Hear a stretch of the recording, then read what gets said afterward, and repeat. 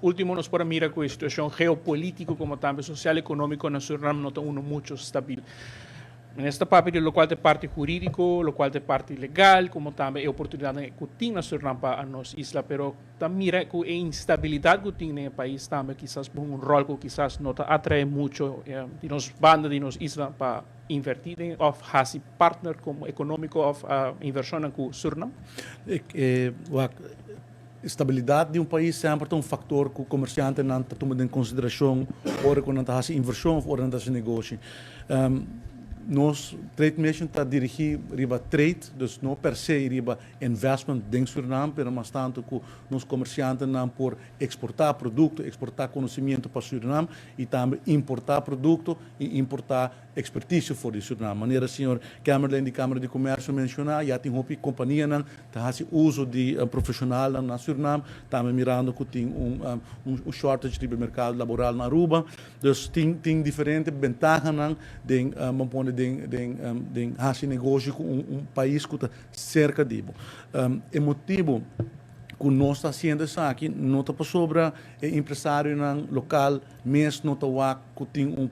potencial econômico, mas dor que hora que bota bolso, hora bota 2, 3 companhias que está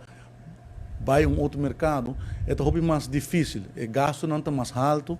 Se você quer importar produto, a parte logística também mais difícil, o custo está mais alto, vamos pôr custo de frete, se você tem na modo de vista somente 3 containers, para importar assim, de repente, nós organizamos grupo de comerciantes que está disposto para junto importar 5 containers, de viagem e gasto de transporte está baixo, então o preço de produto está baixo, está sendo mais competitivo, então é motivo que nós está fazendo aqui para abrir caminho para os empresários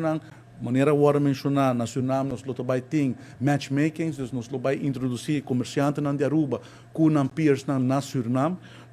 uma oportunidade que não tem se não vai Suriname não só, dor que bota dentro como governo, dor que bota dentro com o full setor comercial, bota dentro com a Câmara de Comércio, bota dentro com a ATIA, botem seat at the table muito mais prominente e bota raia também ajuda de organização empresarial na Suriname e também, por exemplo, parte da agenda está diferentes reuniões a nível governamental e isso aí também é sinal, um sinal forte que ora que